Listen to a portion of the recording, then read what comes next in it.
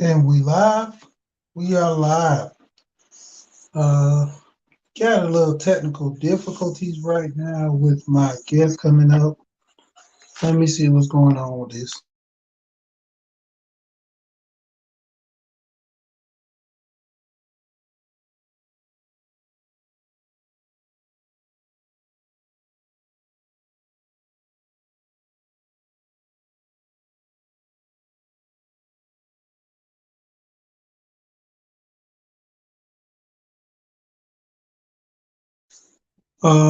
Not being able to bring him up. Hold on, right quick. You know this internet stuff.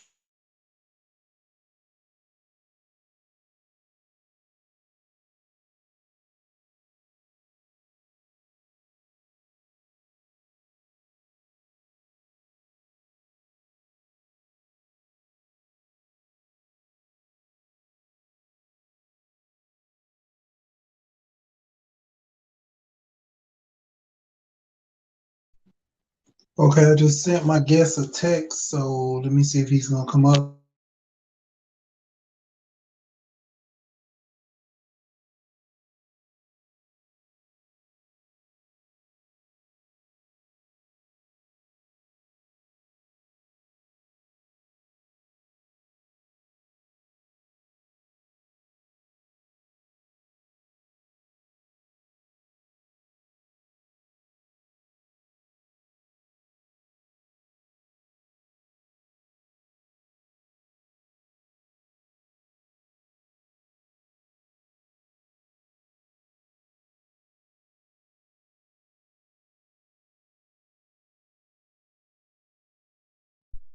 Well, you know how technical difficulties are, but we get them to come up. Basically, what we're gonna be doing is actually talking real estate today. You know, a couple of people are in the process on looking up houses to buying a house. So I wanted to go over this. I always talk about financial decisions and see if I can bring this up on the laptop. Might end up going on the laptop doing this as well. Um, yeah, we're gonna be going over financial decisions and buying a house. So when it comes down to it, what are going to be your options? And from that forth, we're going to do it that way. So give him a minute to actually get connected. He's actually say he's going on another device. We're going to go from there.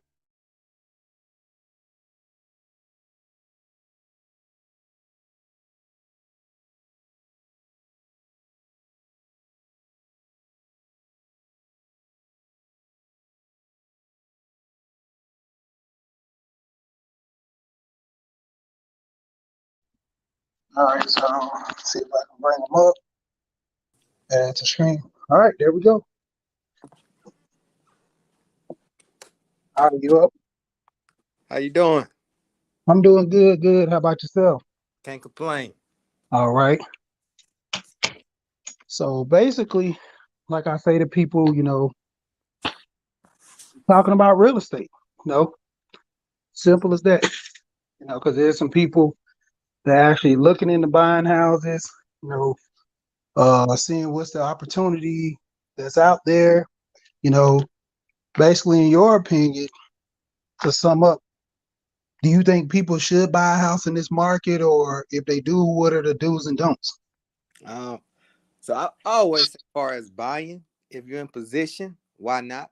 And of course, if you're getting your credit together, funds, that's understandable. But if you're in position to buy, I always say you should. Reason being, let's say if you rent for 5 years, you say I buy a house in 5 years, and on the low end, I use $1,000 because it's an easy number to play with. So if you're rent $1,000 in 5 years, that's $12,000 a year. So times five, that's $60,000 that you'll never see again. However, if you purchase, at least you have equity. So I always say if you can, you should. And given this current market, people who purchased maybe 3 years ago, um, equity, at least 30 to 40% equity in these last 2 3 years because of this big boom. Yeah, that's another thing I seen as well, as far as buying a house and like this market right now. Even though you might have a good substantial amount of equity, I mean, selling in this market alone is guaranteed your house to probably gain another anywhere from 50 to $80,000. You know, Mm-hmm. Yep. I recently had some townhomes. Builders, they offer incentives, closing costs, down payment assistance. So, you pretty much could walk into it. Well, a few years ago, but I'm pretty sure that's going to change soon again. But a few years ago, you could get nice incentives from builders to purchase.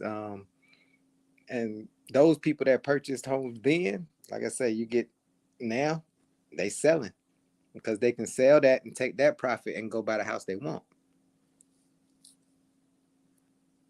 yeah, I mean, that's the biggest thing for people need to look into, especially with this market right here. So, did you get the list of questions I sent you? I All did. right, so we're gonna try to go over some of them. All right, so basically we're gonna start off. Uh, I was actually trying to see if I can pull up my computer because I wanted to actually show that chart that you actually brought up, the main four things about buying a house, far as conventional and all. But I'm gonna see, can I do this real quick? Because basically that'll be a good, kind of starting point for people to kind of grasp once they see, the chart and actually can go back and look at the video. And because I did this earlier, I took the chart that you had and set it up to where somebody can have an actual viewpoint on, their options in buying. Say, well, if I got 20%, then I'm good. If I don't got 20%, what'll be my option, in buying a house? Mm-hmm. So it's always key to, know your options.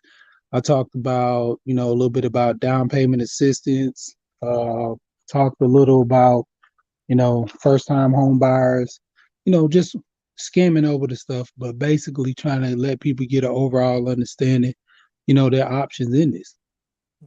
It is, and it's a lot. The most important thing I like to say to any buyers, even sellers, but mainly buyers, um, this is your process. The agent, your real estate agent, as well as your lender, both work for you. So a lot of people think like, well, they doing me this favor, they doing me this favor. No, everybody works for you. So if you're unhappy, don't understand, you got to ask those questions because even though in real estate, everything it goes the same, but just depending on your situation, your credit, your job situation, that's what changes. So for the most part, the process is the same. What type of bumps you may hit is different. A lot of people like to compare their friends or their family experience in buying a house to theirs. But what they don't know is what challenges their friends or family faced, in purchasing. So I would always say, just remember that it's your process and it's gonna be unique to you.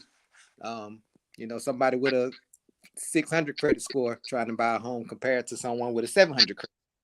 You have more leverage with a 700 because your interest rate is going to be lower. So it's a little different. Yeah, that is true.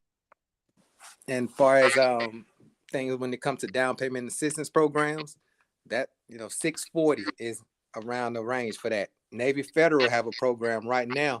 They offer zero down. They don't do FHA no more, but they do have another type program. I forgot the name, but if anyone have a Navy Federal account, you can go there and apply for a mortgage. With like I said, with a 640, you will qualify for zero down. Oh, that's good. Yeah. So basically, even with people in the military, could you go through that while I try to pull this up? No problem. So all veterans qualify for the VA loan, which is zero down as well. Um, yeah, as long as you have the DD 214, you not the DD. I'm sorry. But as long as you have you're a veteran, you will qualify for that. Even if you retired, you still get that benefit. And you don't have to necessarily go through Navy Federal or Wells Fargo Chase. I would always say go with who you trust, whether that be your lender and your agent. Work with who you trust, because if you don't trust me and I tell you something, you're gonna do double work trying to either prove me wrong, or you say, "What about this? What about that?" But you got to trust and believe that we've done our due diligence to try to get you the best. I always tell people my job is to keep more money in your pocket. Um, I've had people that have $50,000. They say, "Okay, I want to put all this on the house," and I'm like, "No, just put down what's needed. Take the rest of that and just say put it to the side and pay your mortgage up for the year. That way you don't have to worry about it." So unlike a car and a house, you put a huge down payment down on the car, it's gonna make a big difference in your payments. With a house, if it's a $300,000 house, you can put down 40, 30, 40, 45, $50,000. Your payments probably change maybe 40, 30, $40, maybe even 50, but it's not a big change like people may think. So I would say, do the minimum and just get yourself in, and have your funds to do other things that you want to do, or just have that. It's always best to have a nest egg anyway. Yeah, that's true. All right, so basically, I'm on my computer now. I'm about to go ahead and see if I can pull up that screen. And so basically, we can show the actual chart. I mean, we've been talking about it already, but the point of it is, the visual seeing is believing it to most people. Yeah. um USDA have a zero down as well, but it has to be in a rural area, rural by population. So if we're talking about Atlanta, outside maybe 20 miles, 20 to 30 miles outside of Atlanta is where you start, you're going into those rural areas.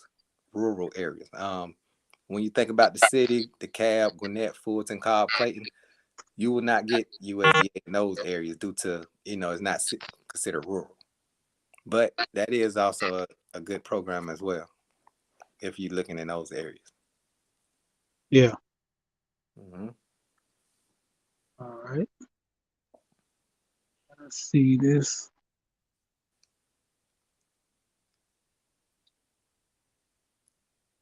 Man, this trying to sign into my stuff, man. Using, I don't even know my passcode to this stuff.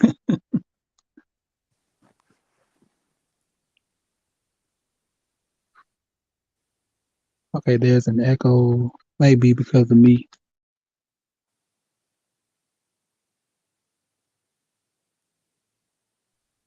Yeah, let's switch these headphones, and I can cut that, cancel that echo out.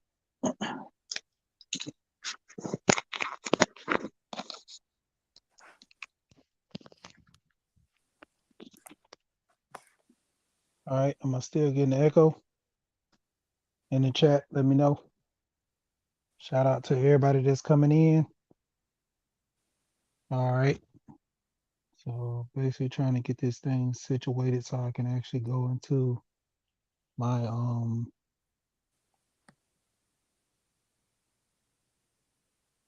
settings, networks.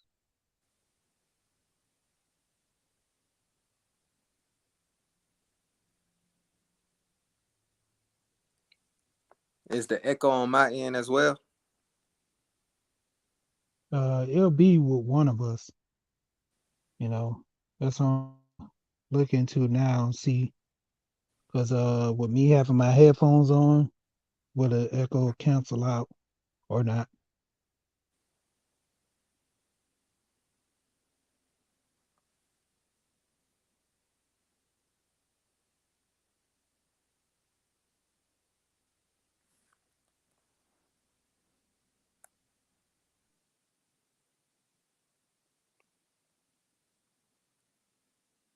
Mhm.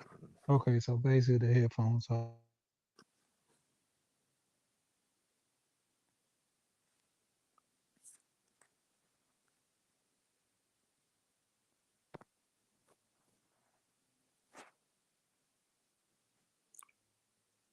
All right. So basically, while I'm getting this together, let's see that.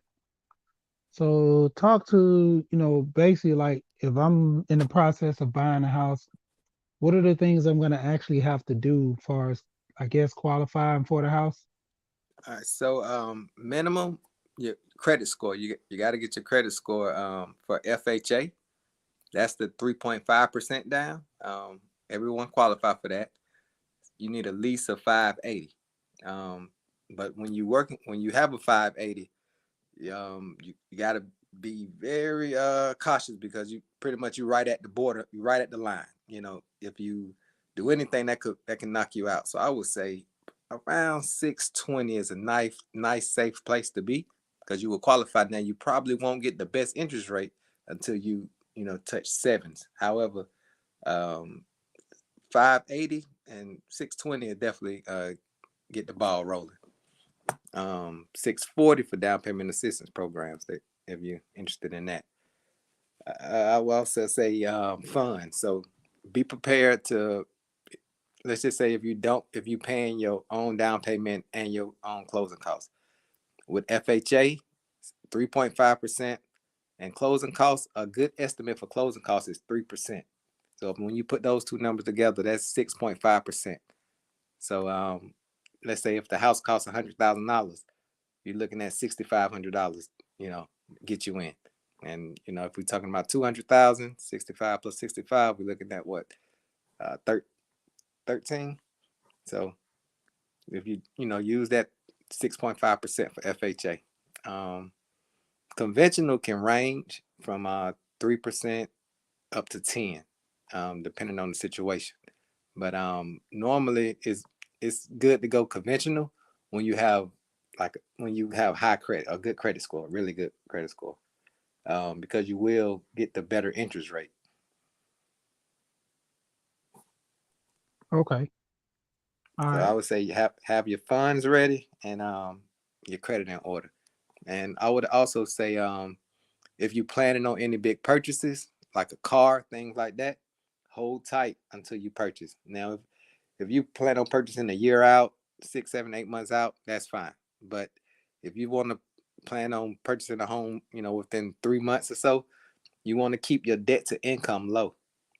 So once again, let's say if you make $1,000 a month and you have a car note that's 300, and you have a credit card bill that's 200, so that's 500 of your dollars already allocated to go somewhere. So technically, you only have $500 to spend towards a house instead of that 1,000 that you thought. So your debt to income is very important as well. They like to keep that around, I think it was 33%, 33% of your income. And so that way, because they don't same like renting. If anybody that ever rented, they want you to make 3 times the rent because they don't want you to be in a situation where you got to decide if you want to pay your mortgage or eat. Nobody want to be in that predicament, and they don't want to put people in that type of predicament. Because you got to kind of remember with these loans, it's a 30-year loan, a 30-year home loan. They have 15 as well, but most people go at the 30-year mortgage, and they don't know you. They don't owe you anything. They just looking at what have you done and kind of paint a picture of you based off your credit score and your debt to income and things like that. All right. So we're gonna actually go into the series of actually being an entrepreneur. You know, what are some of the key things in actually buying a house as an entrepreneur? Um, I would say pretty much because I know they do bank statement loans as well for a lot of businesses. So I would say make sure your paperwork is in order.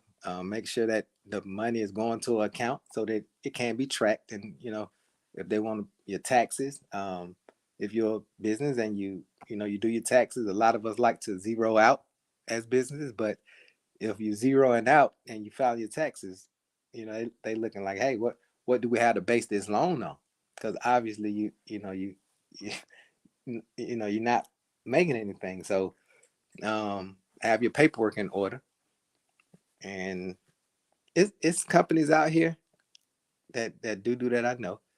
So I'll get back with you on that and give you a list of those companies that do work with businesses and entrepreneurs.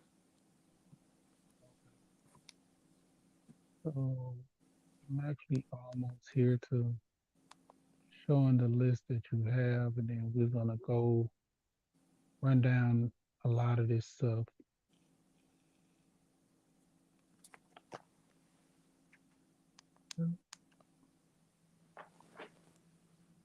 Technology, man. You're kind of low, Rashid. Okay, yeah. No, I was had the mic down. I was saying technology. All right. Go to share my screen.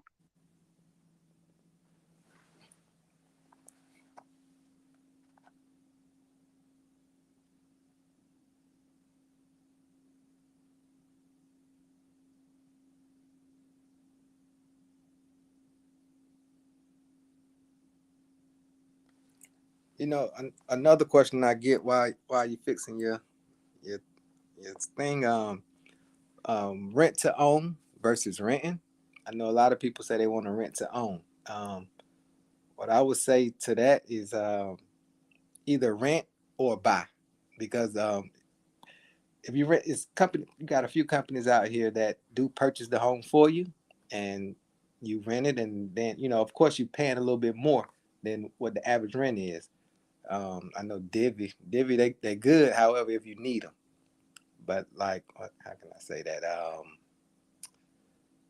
Let's say if it's 100 homes on the market for rent, maybe five of them maybe rent to own. So you kind of limiting I'm sorry, yourself to those five properties, which you to me, when you really look at what you want to invest your money in for 30 years, 20 years, however long you plan on keeping it, do you want to really have that type of limit to 5 homes when you had the choice to choose from whatever home you wanted? So I would say either rent or purchase versus rent to own. But like I say, if you have to, I understand. We all got to live somewhere. So of course, do what you got to do.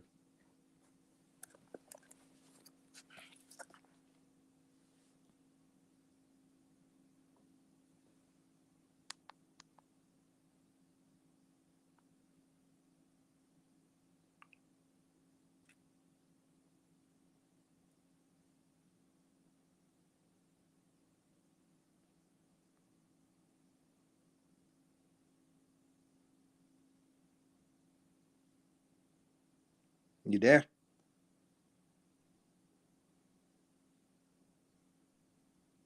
Yeah, hello. Uh huh. All right. So can you just run down this breakdown of the screen um to kind of, just revisit this, and then we're going to start going into questions about the self-employed again. All right. So I see the first one is conventional. So they got 20%. However, conventional go as low as 3%, and and five, and I see 20 as well. But yeah, it started at three. You can get a conventional for as low as three. But once again, that's depending on your credit. If you got great credit, conventional I think is the way to go. Down to FHA, that's the one where everyone qualify for. With a with an FHA loan, you have to live in it. You can't use an FHA loan for an investment property. You gotta plan on living there. Up to at least a year after. I want to say after a year, then you can move on. You can also well, I could go down to USD. USDA was the one in the rural area, so that's a zero down payment as well. But once again, it got to be considered rural by population. VA, that's the one for all veterans. That's zero down, and yeah, all of them are really good. Um, Now, with inside of conventional loans, they have other programs that may give you money to fix up the home, depending on if it need repairs. But it's dependent upon if it's considered a hazard. Cosmetics, and just because you may look at a home and say, yeah, out the walls red, I wanted them blue. That's not considered a safety hazard. That's preference. But so little things like that. play into, when you're purchasing, but it all depends on what you're looking for. And what's your goal? Are you trying to invest? Are you trying to purchase something for yourself? So it's a few factors that go into that to make the best decision for what type of loan you use. Okay.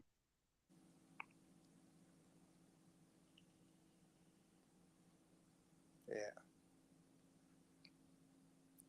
All right. So basically, what are some key things like far as like inspectors or warranties, just overall like tell signs to help people who kind of scared on taking that leap into buying a house? Because I'm gonna play a video in a minute.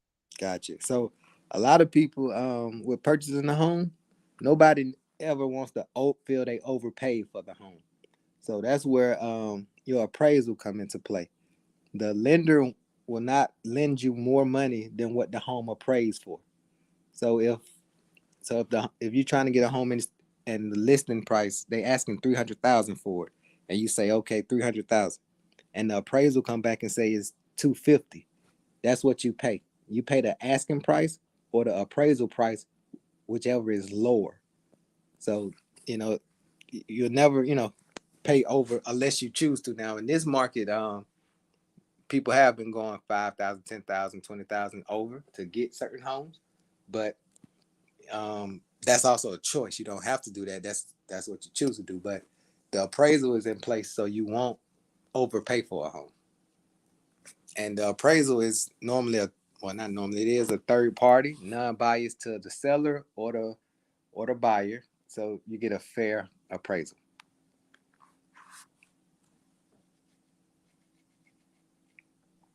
Okay.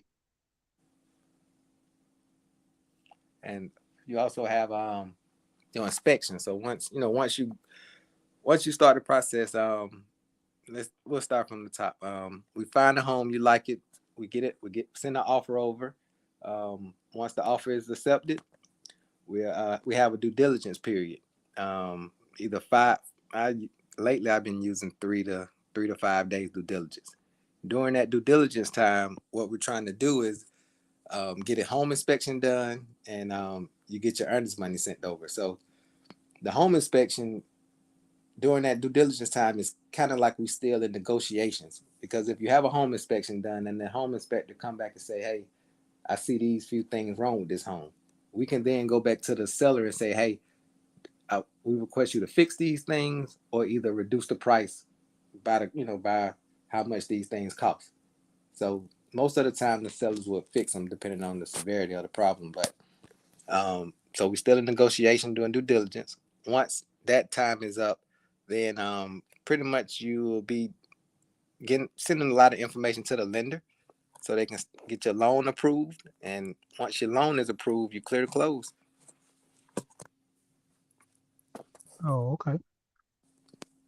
Yeah, I'm gonna go ahead and pull up this video and everything, then kind of discuss and go over some little things.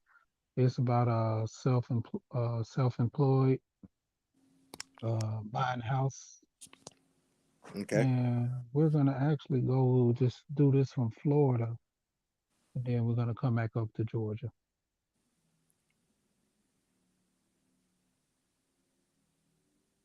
That's if I can get this specific video that I'm looking for. Might end up having to share it on my phone. I actually got a good video on my phone through Google, but this is Yahoo, so I might have to just go to Google and pull it up. Trying to get this stuff to the T, man. It's crazy.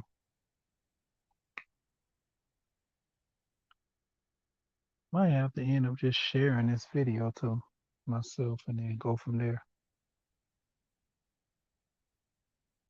Yeah, but I mean, when it comes down to it, that's why I try to get a lot of people to look at their options in buying a home, because, a lot of people just don't know. And, without them knowing, that's like the key thing in buying a home. They make the mistake Because, like I said, when it comes down to a lot of people, they'll tell you, hey, buying a house, you run through these issues. And a lot of people never bought a home, never invested into getting a home, but it's just the whole point of, they're being scared because someone else told them some bad advice. Mm-hmm. And that be the biggest thing especially within our community is a lack of knowledge, you know.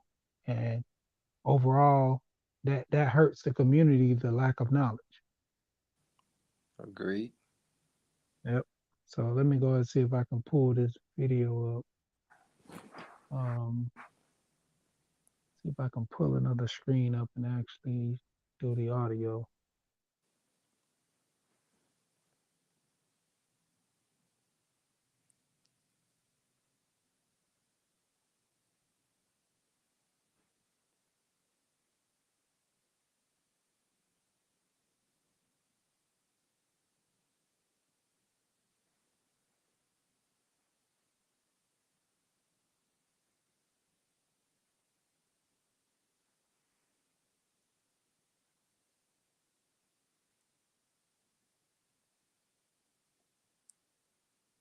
Yeah, sorry about that. Trying to get this video together. No problem. Oh, I do want to say this also. With with buying, uh, a buyer never pays commissions for a real estate agent. Only the seller does. So I think that deters a lot of people too because they think that they have to pay, the buyer's agent when the commissions is already negotiated um, by whichever property they choose. So it costs you nothing to work with an agent. So if you choose not to work with an agent as a buyer, I don't think that's a smart thing to do because you have nobody that represents you.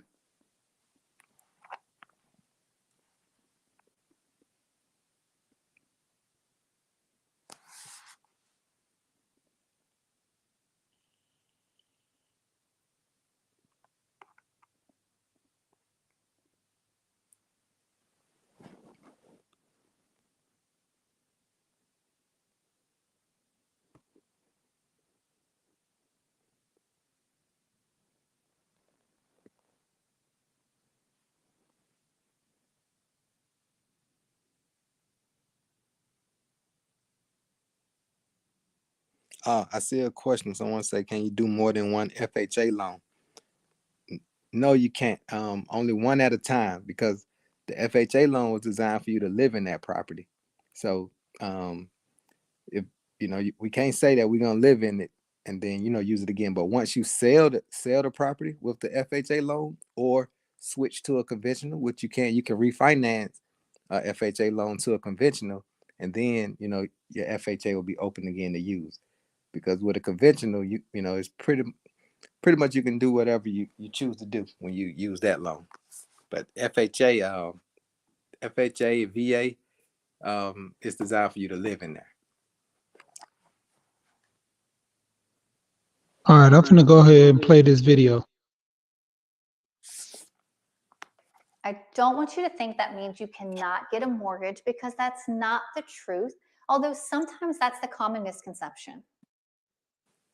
If you're new to the channel, my name is Stephanie, and I've been Can you hear the video? For over 18 Yes. years with their mortgage financing. I've helped thousands of people, and I would love to help you and be your loan officer if you're in Louisiana, Mississippi, Alabama, or Florida.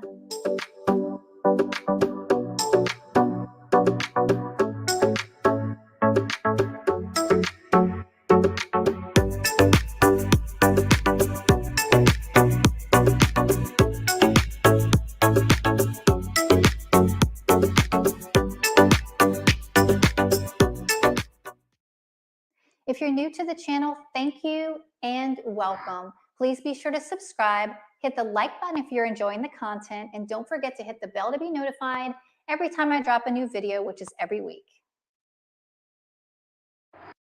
I bet you're wondering how long you're going to need to be self-employed in order to be able to purchase a home.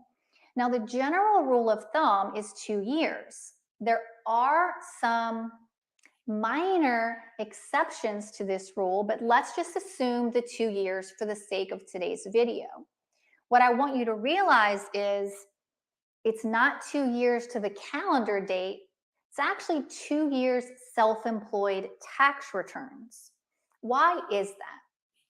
Let's just say that you are, let me make up something. Let's just say that you're an accountant, okay? And you worked for ABC accounting firm for 5 years as a W-2, and they paid you $100,000 a year. Let's say that you were able to get the exact amount of clients, and now you're an accountant that went out on your own, and you're still bringing in $100,000 a year. But now you're not W-2, you're self-employed. So you might have expenses like working from home or renting a space. And now you might be able to write off your car if you're going to meet with clients, as an example. So basically, this. All right. So basically, she's just giving an overview of the different steps, as far as the process.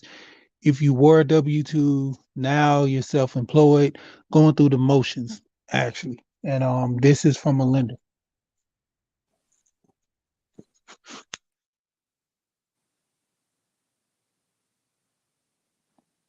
Or maybe now your cell phone is an expense because that's what you're using to communicate with clients, and so on and so forth. So you might start with gross receipts of 100,000, but now you're showing a net of 60,000, which means you're saying to the IRS, I make 60,000, I don't make 100,000. And so the lender, and this is not exactly correct because we don't go by adjusted gross, but again, just for this conversation's sake, let's assume that that means the lender is going to use the 60,000 to qualify. Now, it's very sad, but it's something like less than 5% of businesses survive past the first 5 years. That would cause a lot of foreclosures and loan defaults if the guidelines were really lenient on self-employed borrowers. So they want to see that in this instance that you netted 60,000 in those 2 years, or maybe the first year 60 and the second year 70. They don't want to see declines. They hopefully you wouldn't made 100 and wrote it down to 10,000. I've seen things like that before, and then you can't really qualify for much of anything because you're not showing much income at all. So they want to look for stability. They want to make sure that you're not going to be in the 95% that doesn't succeed. That way you have the capacity to repay. They want to look at your gross receipts versus your expenses and what your net is. They want to take an average of that to determine what your income is. They want to make sure that your income is inclining and not declining. And those are some of the things that they're looking for. Now, this video is actually being recorded. I know it's going to air later, but it's being recorded in December of 2021, okay? And because of COVID, tax returns got extended under extension, and they're not due till January 3rd. So right now, we're getting 18 tax returns, 19 tax returns, and 18 tax returns, 19 tax returns, a 2020 year-end P&L, and then a 2021 year-to-date P&L, again, to make sure that the income's inclining and not declining. Most of the time, you need 2 years tax returns and a year-to-date P&L. We're in kind of a weird window right now, so it's a little more than usual, but you're kind of getting the gist. I'm going to do a quick look. So right now, I'm going to go over this another video that's actually short and it's pretty quick. It's going to go over some things as far as with your being self-employed.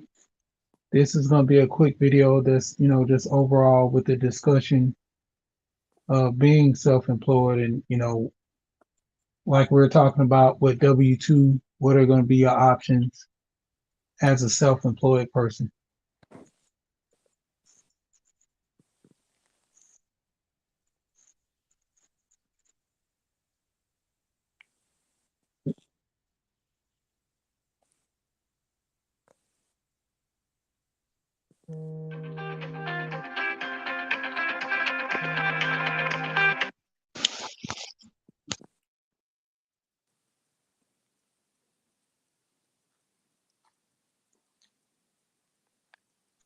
All right, so I'll make ready to play the video now.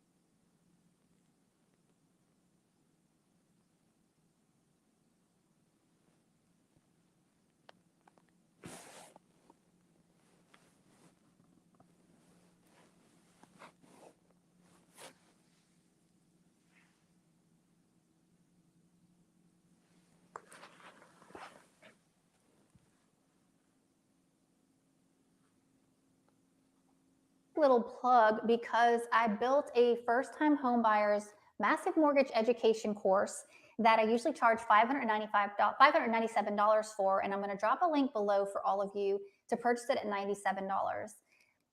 I'm just, words can't express. It's almost like growing a baby and having a baby. This course has been so much fun, and so much passion and so much dedication has gone into this to not only help you get a great loan approval, a great pre-approval, but also help you with a smooth and on-time closing.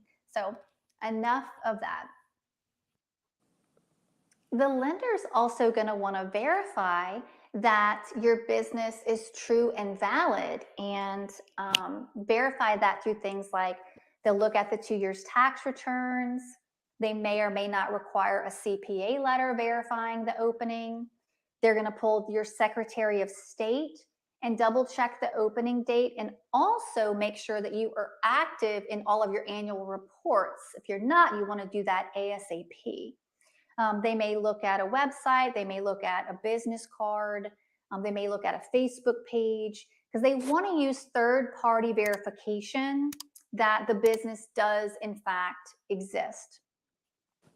Now, as I mentioned, we don't use just adjusted gross. So there's some things that, like, I've literally had people call and say, look, my adjusted gross is a negative number. Don't assume that that means that you can't qualify, because I've seen instances where the adjusted gross was a negative number, but there's 2 years of consistent depreciation, which is something we can typically add back to income. And that depreciation was large enough that it actually brought that negative to positives, which was enough to qualify. Sometimes we can add back business use of home. There's ways we can calculate mileage to add back. And there's a number of things beyond that. So we're not using that adjusted gross number. Now, as I mentioned, sometimes there's a very slim situation where you might need less than 2 years tax returns. It varies program to program, and it is much, much, much more difficult to qualify for.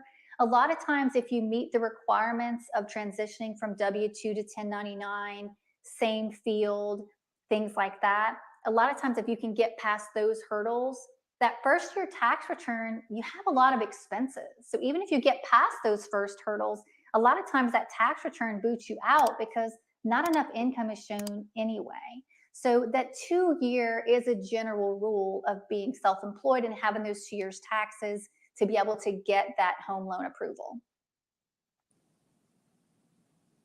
Another thing that we look at, and again, it totally varies from RD to VA to FHA to conventional, Fannie versus Freddie conventional.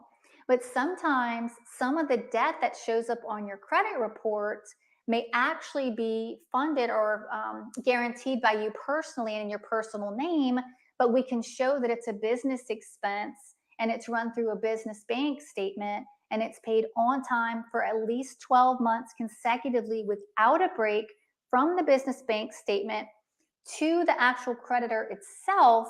And then some other things kind of need to be met as well when it comes to the tax returns. But if those things are met, and many times they are, then some of the debt that's reporting on your credit might actually not be considered in your personal debt to income ratio, which could be good because that might be another thing that bumps you from maybe not approved to being approved.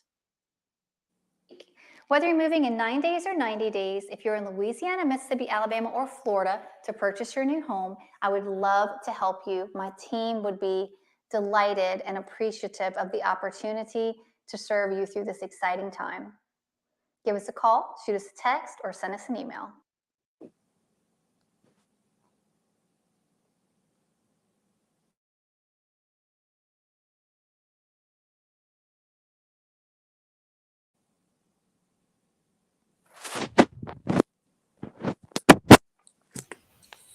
All right. Yeah, I'm good now. Yeah, I'm dropped down to one screen. I'm actually trying to add another one. Can you hear me clearly? Yes. All right. Let's see if I can put my headphones in.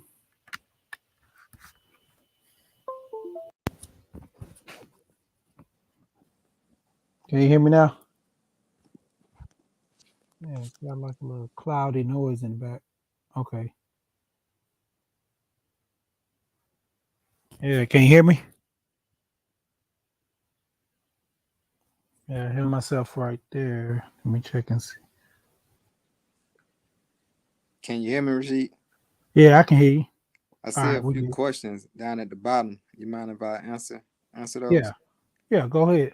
I see I can hear you. regarding the amortization Alonzo, schedule. you want the first question, this one right here? Yes. Um, Okay. so far as that is when you first start paying your mortgage, you're gonna pay more towards interest first, and over the years, more of that will go towards the principal. Um, Pretty much is set up however long you want your mortgage, 15 year, 30 year, is designed to over time you'll start paying more towards principal. However, let's say if your mortgage is $1,000 and you got $10,000.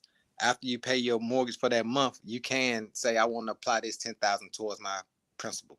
Now, it won't necessarily lower your next payments, but it'll go towards the principal, and it definitely will change your amortization over time. But you can always pay more towards your mortgage.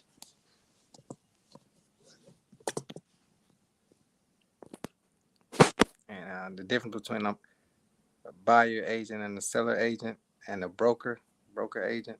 Um, I'm assuming when we say broker agent, we speaking about because with brokers you have real estate brokers, agents work up under brokers. Um, every company have a broker, maybe two or maybe three brokers.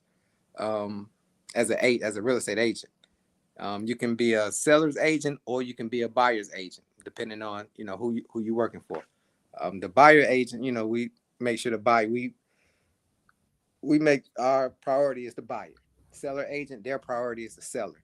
When you think about new constructions, if you go to a new construction site without an agent, that person on site is a seller's agent. They work for the seller, that builder. So they don't have your best interest in mind. A lot of people think they do, but they don't. Like I say, you also think some people think that you got to go pay a buyer's agent. You don't. it's best to get your own agent when you going into any type of real estate deal. My I suggest same thing. Seller's agent represent the seller. Kind of throw up with the broker's agent, but the mortgage broker, you have mortgage brokers. They go shop for a loan for you. So it's a lot of companies out here, and I like to go directly to the banks. The broker, they pretty much get your information, get your credit score and all that type of stuff, and they go shop around and try to find you the best deal. But now keep in mind, they do have to get paid for that. So, not saying it always will, but sometimes it worked out for some people. Sometimes they end up paying, from what I see, I like to go directly to the bank. Okay. Can you hear me? All right. So what about your deals with renting to own? So let's say somebody in the process to where they don't qualify to buy a house, or they actually do, but someone's trying to, promote them to this program on rent to own versus buying, which they can qualify, or in a situation where they don't qualify. What is your offer? You just offer a preference on that, because I know as far as like the loan officers and stuff like that, information, that's pretty much a toss in the air, but you can give your opinion on that as well. But starting with that. All right, so a rent to own is really called a lease purchase. It's a lease purchase agreement, meaning you're agreeing to lease this property for X amount of time, a year, 2 or 3 years, and then after your lease agreement is up, you have first dibs to buy the property. So pretty much, I could say if not everybody offer rent to own, because it's a little different now. You have companies, you have some properties that go in the market and say seller financing. Seller financing is kind of like that, but then you also have big companies that see that it's a market for that, so they have their business designed around lease purchases. So, like for instance, Divvy. I like Divvy. If you also got to have a certain credit score to even get with Divvy, and sometimes it's almost the same credit score you would need to purchase. So I mean, in that situation, I know sometimes it's the money. Everybody probably don't have 10 or 15, 20,000 to put down for a home. So I do understand Divvy is not bad. They will get the home that you want, and pretty much you pay Divvy. So if you would have a regular mortgage and it will cost you $1,500 a month, if you go through Divvy, it may cost you $1,800 a month, because nobody do it. They not doing it because they love you or out the kindness of their heart. They gonna make some money from it somehow. So you would pay that additional funds to them, and once your lease is up, you have first dibs to buy. Okay. So basically, I'm gonna get to this right here that's in the chat that's highlighted. Can you tell about paying down points? So paying down the interest rate. Yeah, so like discount points and things like that. So how can I break that down? So like with real estate in general is normally job, money, credit. If you don't have a job, you need more money. If you got low credit, you need more money. So with discount points, pretty much if let's say if you have uh, a interest rate of 4%, and you want your payments to be, and you have an interest rate of 4%, and your payments is, let's say, 1,500. You want your payments to be 1,300 or maybe 1,400. The discount, you pretty much buying down. You spending the money, you paying up front to get a lower interest rate, because like I said, how can I say that? The lenders, they got to get paid. So like I said, once again, nobody lenders don't do it out the kindness of their heart. They trying to figure out a way they can make money. So they allow you to get a better interest rate by pretty much buying those points. And they kind of expensive. I'm thinking they range from around $5,000, $6,000 a point or higher. Okay. Yeah. Yeah. So basically, when it comes down to it, like far as from your standpoint about picking a loan officer, I understand you said earlier, dealing with the company as far as your bank and everything, but let's say your bank is not giving you a good option. Like, in your opinion, I'm gonna give mine too, but in your opinion, what would be the best option? I mean, because I'm gonna say mine first. Hmm. Far as with me, I would say do your research. You know, just like you have the Google searches, and then they give you the reviews on the food, the properties or whatever. Do a review on the business. See the likeness of people commenting on how good their service was or not. Check out the rates in those areas compared to the offers that they're giving you and getting a second opinion, you know, because in my opinion, before you even sign any paperwork to actually buy a house, look at the people who are the loan officers that are trying to give you the information. Like, are they credible? Do they have good ties within the community or with people in general to where they're not just throwing something to you just to get paid. You know, the track record basically. But go ahead. Yeah, I agree with you there. I would say with anything, go to the source. If you think about a big bank, let's say Bank of America. Bank of America get paid from car loans, they investments, mortgages, and all. They got a huge portfolio. So, so they don't. Not saying their mortgage department is not good or making them any money, but their main, their bread and butter is not mortgages. So if you looking at a lender and you see a lender, they do is strictly mortgages. They gonna do what they need to do to make sure you get that home because they're not gonna get paid unless you get your loan. And a lot of times with bigger banks, it's a lot of steps. A lot of people gotta check this off, check this off. So you may ask a question and it got to go through maybe two, three people hands before you get the right answer you need or the person that can make the decisions. Um, but like with small, not smaller, but like with companies that deal with only mortgages, um, it sometimes it works better in your favor. I mean, I've had situations where the big bank tell somebody no, and we go directly to a mortgage company. It was a yes. So, um, but that's something that your agent also knows. If he's a seasoned or she's a seasoned agent, they can guide you through that. But normally with your credit score right, you have a little some funds, it can happen. Yeah, because I'm say something real quick. Far as getting back to the self-employed part, um, I was actually talking to a guy that we went to school with. He's actually a loan officer, Greg. Yes, I've spoken with Greg. We've spoken a few times. Yeah, I thought about him actually today when I was on, live. I was like, I should have actually invited him, but let's see if I can actually get him on tomorrow and talk about some things. You know, because there was a lot of people, that we normally in circles that we deal with know, that does a lot of stuff, and we kind of connect each other. Somebody that's a tow truck driver, you reach out to somebody that had an accident or needed a tow to call this person. I need a real estate agent. I'll reach out to you and say, hey, I got a guy over here that does real estate. And that's the biggest thing, and the thing that you're in the greater Atlanta area. I'm in Atlanta, so for the people that do watch my YouTube, we can do like short clip, let them know that if they need real estate in the Atlanta area, they can reach out to you. Hmm. You And know, see, for me, as you know, she real estate is a passion, so I can talk real estate all day. If one on one, a phone call, any questions, we go through it. So I'm always fine for that. yeah,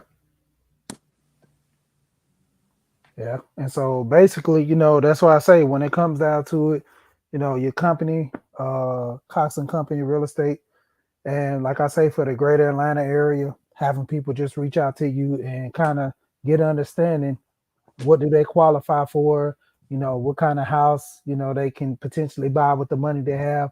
And, if you already ran down the thing of whether you're self-employed or have a W-2 or whatever, you have to be qualified through your excuse me, your credit score. That's a given for anybody. Income, far as with if you're W-2, you have to show your W-2s. You have to show your checks. You have to show your bank account. What you show in your bank account too, with people who are self-employed, but also, like in the video said, they're going off your tax returns because they want to see, basically in most cases, the constant work. You know, let's say if you're doing a seasonal job, if you're a delivery driver that only works during the holidays, Christmas and Thanksgiving, that's kind of hard for them to rationalize the money that you can make to qualify for a house. Let's say you're in the business of selling holiday merchandise. You have so many holidays throughout the year that you can sustain, but your biggest sellers in the wintertime, October, Halloween, Thanksgiving for November, and December for Christmas, but you're not selling as much things on 4th of July, President's Day, and things of that nature. So they want to see what is going to be the constant flow of money when you don't have money. How is your spending habits? Are you able to save money? Are you able to still reinvest in your business and also take care of your personal, with that too? Then, if you're actually having a business like cutting hair, everybody gets their hair cut almost within a 2 week span. Most guys, women getting their hair washed and stuff. You know, let's say for instance you're on a beauty salon. How often, have you have repeat customers?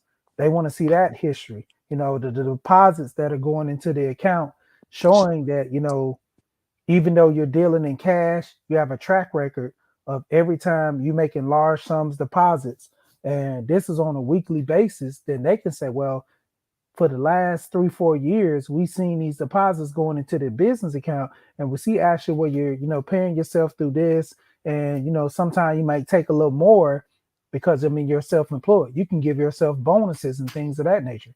You know, um, Actually dealing with a good friend of ours, Corey. I'm actually gonna interview him Thursday, talking IT and security and stuff.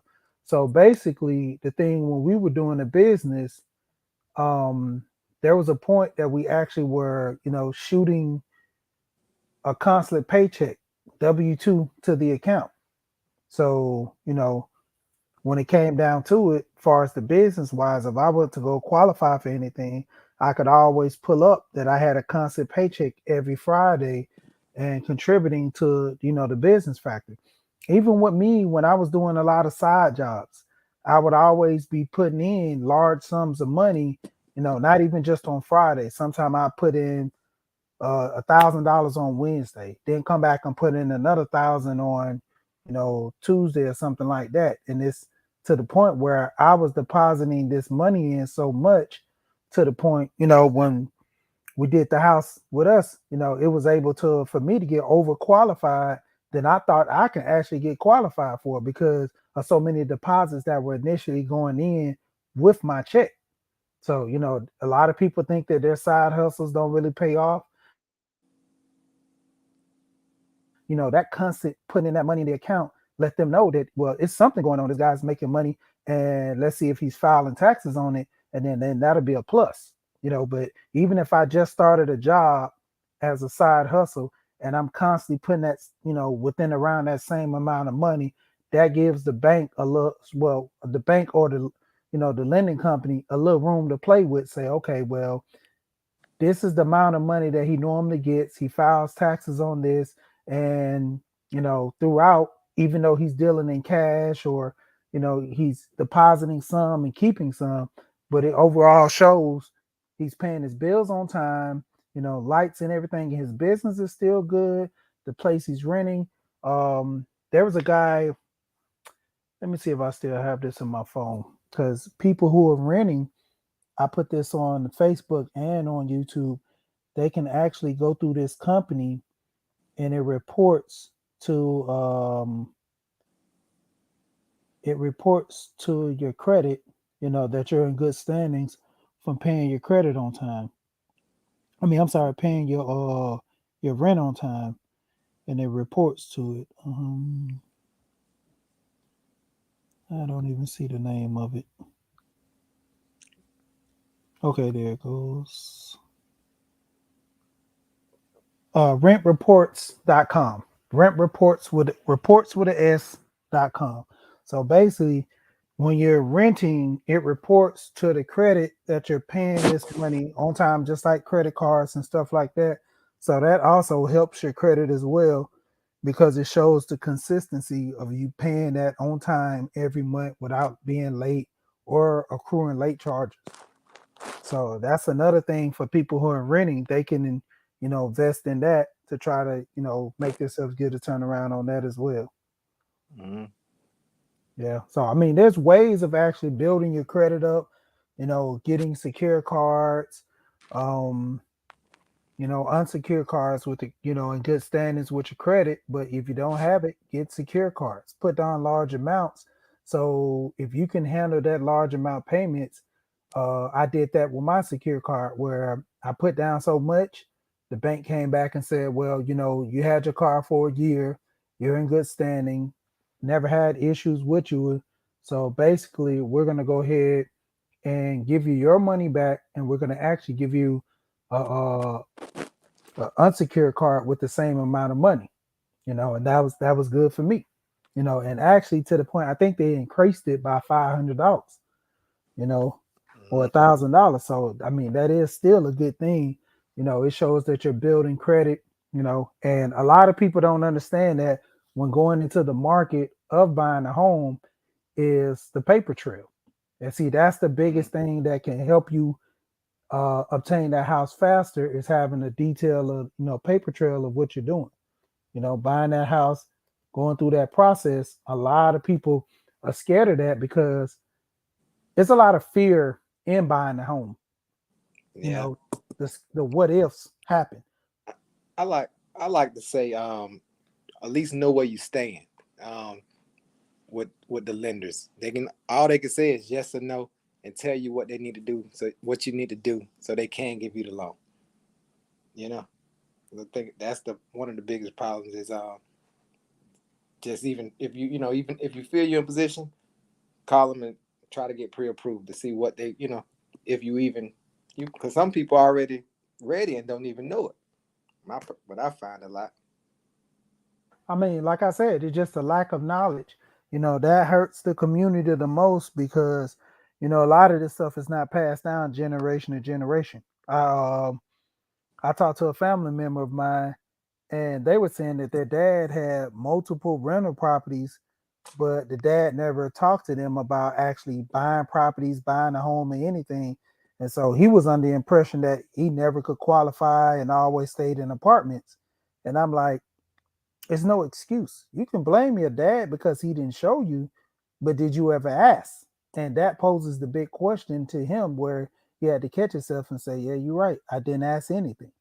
So, a lot of people lack of knowledge because they don't reach out and ask people for help or, to a point where if somebody actually don't know, you know, you go ahead yourself and say, well, I'm gonna go ahead and do the research. I'm gonna go ahead and reach out to other people. I'm gonna go ahead and talk to someone that just bought a house. I'm gonna go and talk to someone that been bought a house 20 years ago because some things are different, but like they always say, the game still remains the same. The players might change, but the game still remains the same. Some of the rules change out, but the process on you buying a house is still with credit, still with having good standings, and overall having the money to qualify. Yeah, you know one of the this current market we in, how it got this way. What's that? What's that? Um, so with COVID, a lot of people were laid off for a while or didn't work for a while, right? Yeah. So when people start back going to work, they wanted you to be on your job for 2 years prior to COVID. Right after COVID, they said all you need is to be on your job for 30. You just need to have your job for 30 days. So can you picture someone that probably haven't had a job in the last few years, and then now they have a job and have some funds, credit is squared away. now they can purchase. So Yeah. that's a lot of people, and it wasn't enough. Not enough, but slowly it's coming back. Yeah, and that also, man, it upsets the market as well too, because you got to look at the fact of the matter. You're buying a house and you can qualify with only 30 days of work. That's not even enough to say, you even put in your 90 days. Some people ain't even got their health insurance yet. Hmm. So that Yeah. that that did happen. Like I said, with certain companies. So like if you can prove that COVID was the reason you was unemployed or what, or didn't have work for a while, when you get back, yeah, it's pretty funny. Yeah. I mean, even with that too, me and Alonzo was talking, and the guy Alonzo in the chat, he sells real estate. I mean, he sells insurance, Okay. and a lot of times people don't understand, like, with your insurance, and he talks about this a lot, how you can use your life insurance policy to an extent to actually go towards your house. I mean, because you know having an understanding the amount of money that you have in this policy can be liquidated, because you're having a policy so long. Hmm. And it's just like 401k. You can go in there, pull money out, put towards your down payment, Yep. and that money is an investment, because you're taking the money out to buy, you know, property which you can benefit off of. So I mean, it's only a given. A lot of people don't know different ways.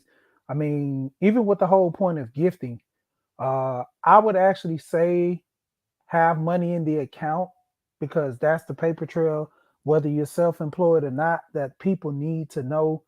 The money has to be in the account. You have to show a paper trail of the money being in there, of you earning money like this, making money like this. I mean, we heard the stories about, millions of dollars falling out of the sky. Someone, wants to go buy a house, they come in there and buy it straight cash. That's red flags to the police, IRS, and the trickle government all the way down. Now, but when it comes down to it, you're equipping yourself with making the necessary deposits, and it shows a constant flow of money in there. That's in good standings with the loan officers or the banks to qualify the loan. But let's say you don't have the money for clothing costs and stuff like that.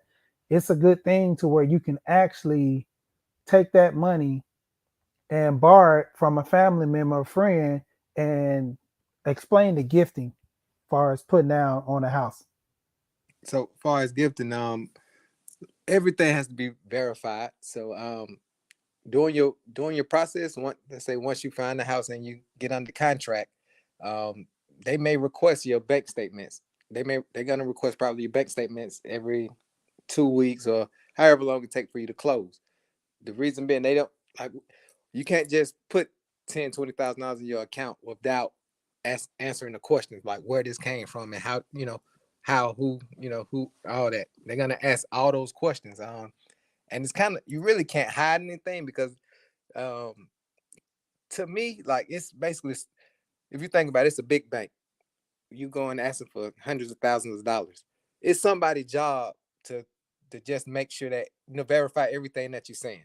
So everything that you give them or tell them, or if they see something, long as we have answers to those questions, you fine. The problem becomes when you have things and they ask a question and you can't explain stuff. That's a red flag to anybody. And I like to break it down as simple as, if someone asks you that you don't know, hey, can I borrow $10,000? I'll pay you back in the next 5 years slowly. You probably gonna tell them no. And it's kind of like, you know, kind of like the same. They just want to make sure everything is everything before they give you all this money. And but also, like with the insurance, you have mortgage insurance, and as well, to protect them that you pay. So it's just it gets a little deeper, and like I say, it's all a case by case basis. So if I'm speaking with someone that has a 700 credit score, it'd be different things that we will speak about regarding their process. If it's a 600, the process the same, but just what hurdles we might face going through it.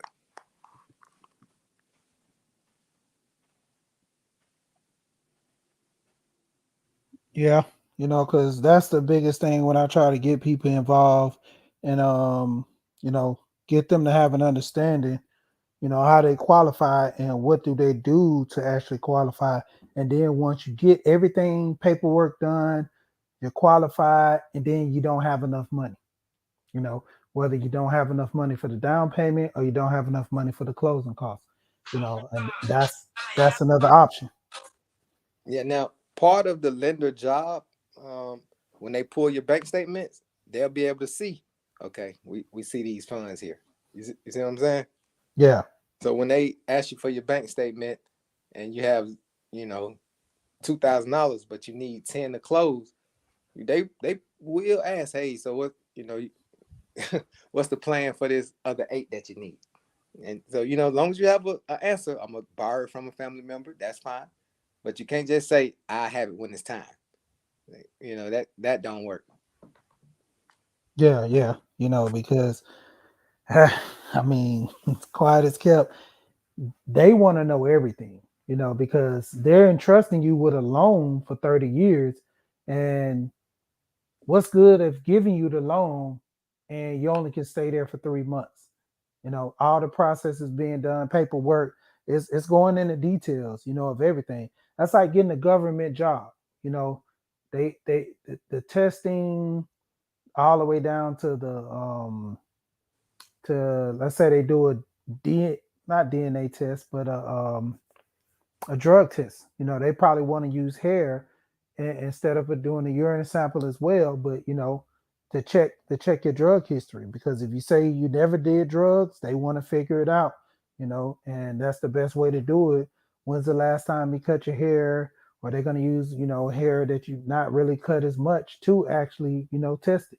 And a lot of people, that's how it is with buying a house. It's a big process, because if we're entrusting you to actually buy a property that you say you can afford, we want to make sure you can afford it.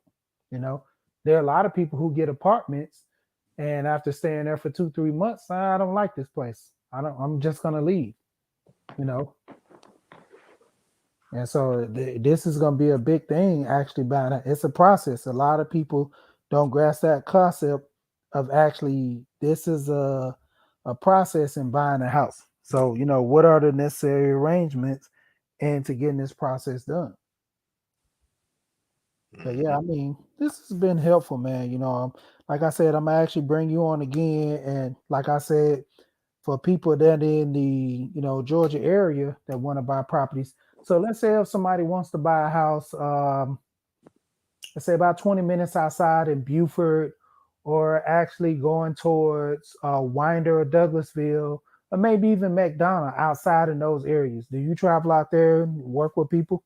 I do, I do, and those areas would qualify for USDA, not Oh, McDonald's. Certain parts of McDonald's, okay. but those areas, Buford, Winder, yep, those are USDA areas.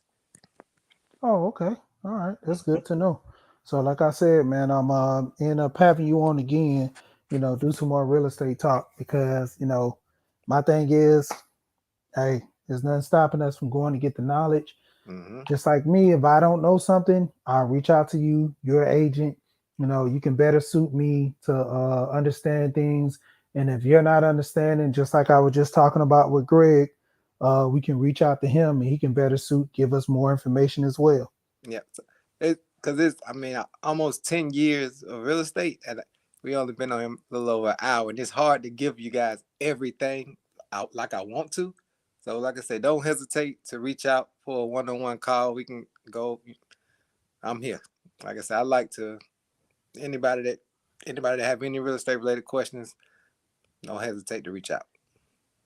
Okay.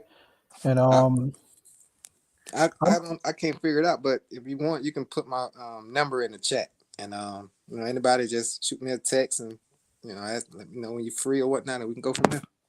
okay. What I'm actually gonna do, I'm gonna actually do another video to this, and I'm gonna put all your contact information, your email, and everything. I'm gonna have a breakdown, and it's just gonna be a mainstream, strictly that for people in the Atlanta area, you know, strictly on trying to buy a house and having some questions. Mm-hmm. and they can go from there. Yep. I mean, it don't cost anything to talk to me. Just nothing to talk to me. But yeah, so throw that out your brain. Yeah. All right. So, like I say, man, this is another one for the books. So, you have anything to close before I close out? Anything to say? No, that's it. All I right. appreciate you for having me on. Yeah. And like always, man, I'm anything far as real estate wise, I'm gonna bring you up and we're gonna, what I'm saying, chop it up. Cause I have some people that are in my that are subs that are actually in the Atlanta area. So a lot of stuff get on the replay and they can look this up. Even if they're not in the Atlanta area, just getting this information far as content as well can help them. And with that being said, like always I say, we here and we gone for the people in the clouds, also for the people on the replay. Check this video out its entirety. I'm actually gonna be chopping some clips up of this and giving some information. But once again, we here and we gone. All right.